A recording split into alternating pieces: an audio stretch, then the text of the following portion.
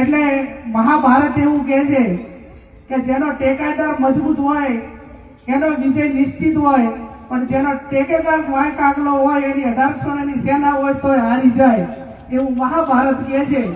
એટલે ટેકેદાર રાખવા તો મજબૂત રાખવા, ભલે ઓછા હોય પણ યુદ્ધના મેદાનમાં સામેવાળાને એમ લાગવું જોઈએ, લડવા વાળાને કે ભાઈ સામે કોણ છે, એટલું હોય તો 50% તો યુદ્ધ જીતી જવાય.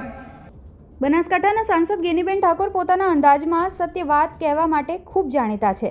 ત્યારે લાખણીના સેદલા ગામે આયોજિત એક ધાર્મિક કાર્યક્રમમાં હાજરી આપવા માટે ગેનીબેન ઠાકોર ત્યાં પહોંચે છે અને તેમણે મહાભારતના યુદ્ધનું દ્રષ્ટાંત ટાંકીને વર્તમાન રાજકીય અને સંગઠન શક્તિ પર જોરદાર પ્રહારો કર્યા હતા. સોશિયલ મીડિયા પર હાલ તેમનું નિવેદન પણ ખૂબ વાયરલ થઈ રહ્યું છે. શાસ્ત્રીજીએ 2-3 મહાભારતના શબ્દો અહીંયા આપણને કથામાં ટાંક્યા. એમાં એમણે એવું કીધું કે ભાઈ જ્યાં ભાઈએ ભાગ હોય ત્યાં ના આપો, અહીંયા મહાભારત થાય. ભગવાન કૃષ્ણ સંધિમાં ગયા, માત્ર પાંડવે 5 ગામ માગ્યા અને 5 ગામ પણ કૌરવો આપવા તૈયાર ન થયા. ત્યારે ત્યાં શું થયું? મહાભારત થયું.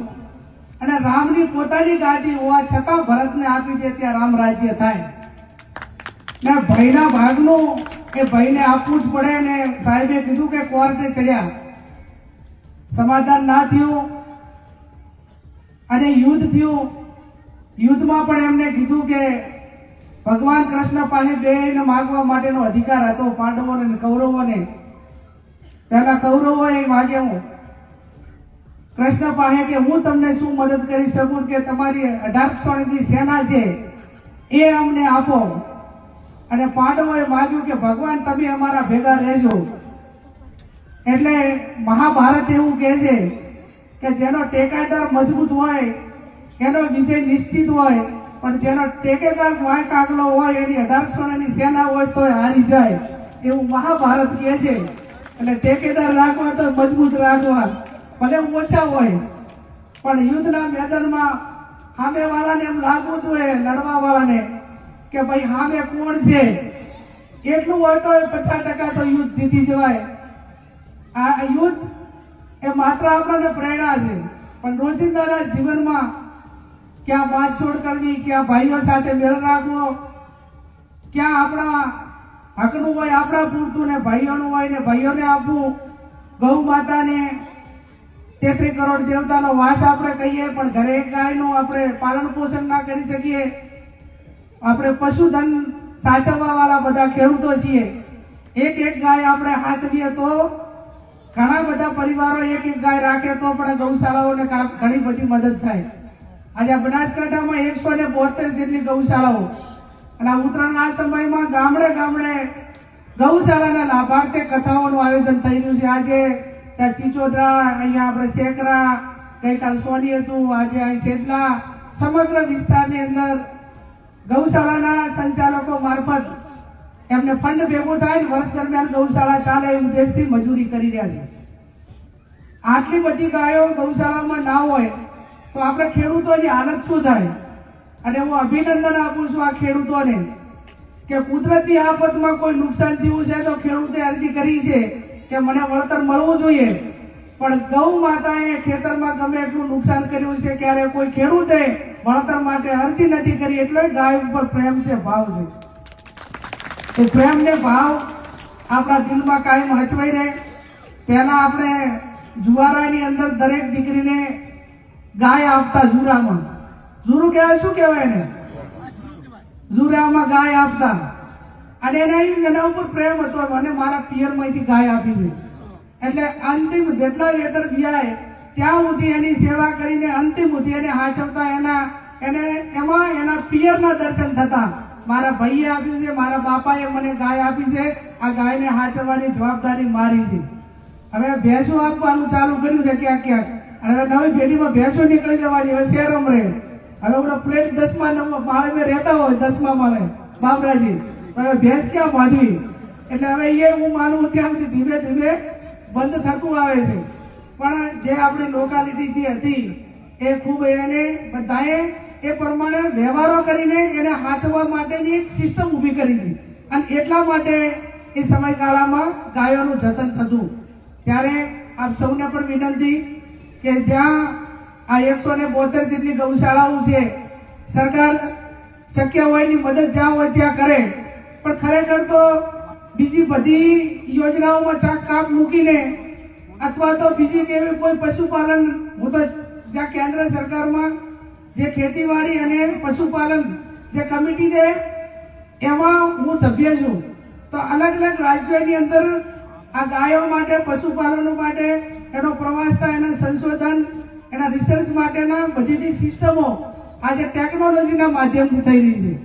હવે આપણી જે દેશમાં 54 જેટલી ઓલાદો ગાયોની, એમાં સૌથી શ્રેષ્ઠ આખા ભારતમાં સારામાં સારી ઓલાદ તરીકે ગાય તરીકે વખણાતી હોય તો એ આપણી બનાસકાંઠાની કાંકરેજી ગાય એ આખા ભારતની અંદર પહેલા નંબરની છે. અને પહેલા નંબરનું જ્યારે આપણને બીડું મળ્યું હોય ત્યારે એના સંશોધન મારફત એ ગાય 10 કે 12 લીટર ટંકે દૂધ કાઢે. એ પ્રમાણે એનું આવનાર સમયની અંદર સંશોધન એક જબરજસ્ત થઈ રહ્યું છે. એમાં ગૌશાળાઓ પણ ક્યાંક મદદ કરે, એટલા માટે કે 10-12 લીટર દૂધ આપતી ગાય કાંકરેજી થઈ જાય એ ટાઈમે ઘરે પણ 100% ખેડૂતો અને તમામ પશુપાલકો પાળવાનું કામ કરશે.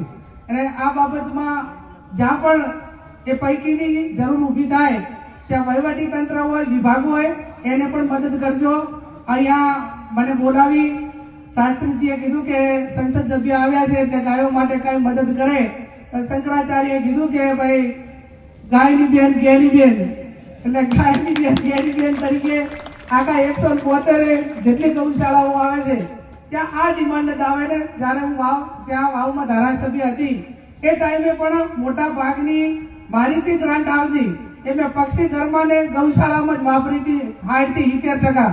અને એટલે ચૂંટણીની અંદર બધા મને કહેતા કે બેન તમે ગૌશાળામાં ગ્રાન્ટો આપી છે અને પક્ષી ઘર બનાવ્યા છે, ગાયો પારીમાં વોટ આપશે. મેં તો કદાચ એમનો વોટ નહીં હોય પણ એમના આશીર્વાદ મળશે તો કાપી. એટલે જ્યારે ભગવાને આપણને જન્મ આપ્યો હોય ત્યારે અમુક દાન કરવા માટે ભગવાને આપણને પ્રેરણા પૂરી પાડી છે અને માણસ અવતાર તરીકે એને જવાબદારી સોંપી છે. ભૂમિદાન હોય, કન્યાદાન હોય, વિદ્યાદાન હોય, રક્તદાન હોય, ગૌ માતાના રક્ષણ માટેનું દાન હોય. તો આ દાન આપવા માટે સૌથી જે જીવ કહેવાય, આપણે પશુ, પક્ષી, માણસ, તમામ પ્રકારના જે જીવો કહેવાય એમાં સૌથી લાંબુ આયુષ્ય ભગવાને માણસને આપ્યું છે. અને માણસને એટલા માટે આપ્યું છે કે બાકીના તમામ જીવોને જીવાડવાનું અને એનું રક્ષણ કરવાનું ને એનું ભરણ પોષણ કરવાની જવાબદારી આપણાને મનુષ્યના શિરે એ ભગવાને સોંપી છે. અને એ જવાબદારી આપણને સોંપી છે ત્યારે યથાશક્તિ એની અંદર મદદ થાય. બીજા ખર્ચાઓ કાપીને આજે મેં કીધું એમ કે ગૌ માતા માટે કરીને કે આપવાનું દાન છે ત્યાં આપશો તો એ આપણા પર્સનલી એ ભગવાનને ત્યાં આપણા માટે લખાશે. અને મેં કીધું એમ કે ગુલાબભાઈ હમણાં વાત કરતા હતા, ઘરના પ્રસંગો લાખો રૂપિયા તમે વાપરી નાખો છો દેખાદેખી સોશિયલ મીડિયાના વડાથી, અને મહિના પછી બધા ભૂલી જતા હોય છે અને કોઈ યાદ પણ કરતું નથી. એટલે સામાજિક પ્રસંગોમાં પણ એમાં કાપ આવે, શિક્ષણ તરફ લોકો આગળ વધે, અંધશ્રદ્ધામાંથી બહાર નીકળે અને જે આપણા શાસ્ત્ર પ્રમાણે જેને પણ દાન આપવા માટે યોગ્ય છે એને દાન આપીને આપણે એક વ્યક્તિ તરીકેની, માનવ તરીકેની જવાબદારી પૂરેપૂરી નિભાવીએ.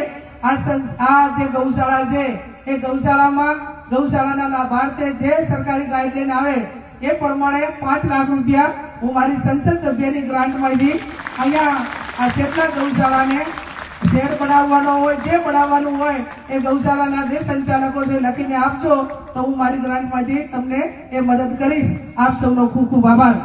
ગેનીબેનનું આ નિવેદન એવા સમયે સામે આવ્યું છે જ્યારે ગુજરાતના રાજકારણમાં સમીકરણો બદલાઈ રહ્યા છે. એક સામાન્ય પરિવારમાંથી આવીને દિલ્હી સુધી પહોંચનાર ગેનીબેન આડકતરી રીતે એ સ્વીકાર્યું છે કે તેમની જીત પાછળ અડીખમ ઊભા રહેનાર મજબૂત ટેકેદારોનો મોટો હાથ છે. ભાગવત કથા જેવા પવિત્ર મંચ પરથી આપેલું આ રાજકીય જ્ઞાન સોશિયલ મીડિયા પર ખૂબ વાયરલ છે.